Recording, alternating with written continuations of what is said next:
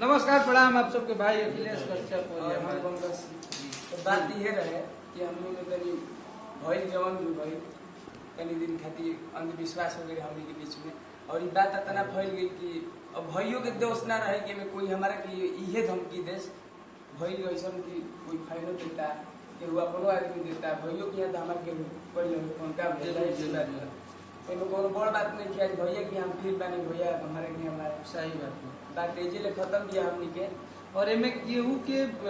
मजा ले के जरूरत नहीं है कि जान मार दे चाहे जान उनका जान के खतरा बे में हम लोग भाई नॉर्मल बात भी है कि हमरो के यहाँ जितना गई हुई धमकी आई बटे तार बर्बाद कर दिन भइयो के यहाँ तो मान लो वही टाइप की का बिल्कुल किसरी वो जान की धमकी कहां दिल बड़े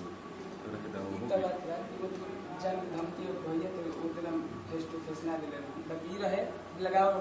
भाई भैया ले सब चीज खत्म बा आज भाई ने मैनेजर बात कर बिल्कुल। और ये घर का लड़का है हम लोग का हमनी संगे सब कोई बाप चुनू भैया बानी और पंकज के मामा जी अमित भैया विवेक भैया सब कोई बानी जो हमनी को बैठल बनी जाओ हमनी के एगो परिवार हो और एकरा खातिर हम धन्यवाद देता नहीं हमनी के युवा नेता जरा के कहल जाओ और बक्सर जिला के आन बान शान बक्सर का साहब कृष्णानंद सिंह छोटे चाचा और अजय चाचा सब लोग के सहयोग से हमनी के एक बानी जाओ और आजीवन एक रह जाए और एगो परिवार में बहुत परिवार हो जाला तो मैं खटपट होला तो बिल्कुल सब कुछ जब हो गया सब लोग सही है तो सही है और ये भाई है इसको आप लोग सपोर्ट करिए और पंकज से हम यह कहब कि निमन गाओ मेहनत करो जरूर एक दिन कोनो दबाव नहीं है ना पंकज अरे दबाव का बात एकदम ना दिल वाली बात बस यही है कि कोई दबाव नहीं बस हाँ बोली पंकज जौन बा सब क्लियर बा भैया हमारे बाकी बात ये बढ़ गई रहे भैया की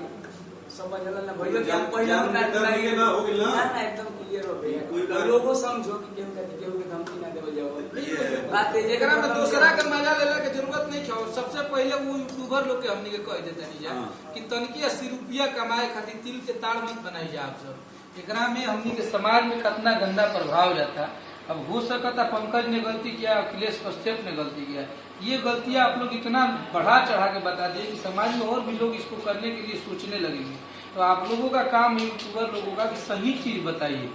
सबसे बड़ा बात होला कि माफी के स्वीकार कर जाला तो बहुत बड़ दिल होला और यूट्यूबर के मतलब ये होला कि ना वो खेसारी भैया के यूट्यूबर होगा तो ओकरा के बढ़ा चढ़ा के खेसारी लाल यादव ने ये कर दिया वो कर दिया पंकज सिंह ने ये कर दिया एकरा में ऐसा समस्या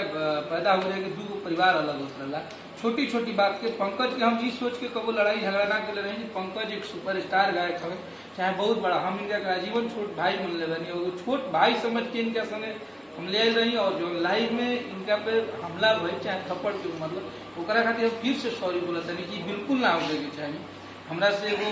गलती भइल बा एकरा के हम हमेशा सॉरी बोलले बनी कि हमरा ना चाहते हुए भी हो गई जो कि आप सब लाइव में देख ले रही इनाम अभी सब बंद उन करके चुपचाप से लोग गाना बजाना चालू कीजिए गाना वाना गाई जाओ पंकज जो नया गाना होता साफ सुथरा बढ़िया वाला गाना है पंकज सुपर हिट इतना जितना विवाद में पंकज का वीडियो चला है अगर उतना विवाद में अगर मिलियन व्यूज ना आए गाना में तो पंकज कुछ बच कर ले चलो अभी बोलो जितना पंकज को सपोर्ट आप लोग इस विवाद के लिए किए हैं इसके गाने पे कीजिए तो पंकज का गाना हिट करा जितने यूट्यूबर लोग हैं जितने लोग चढ़ाए हैं इस भाई के गाने का प्रमोशन करेंगे उस दिन मुझे आप लोगों की मोहब्बत दिखेगा इस भाई को आप लोगों ने इतना सपोर्ट किया हर हर महादेव।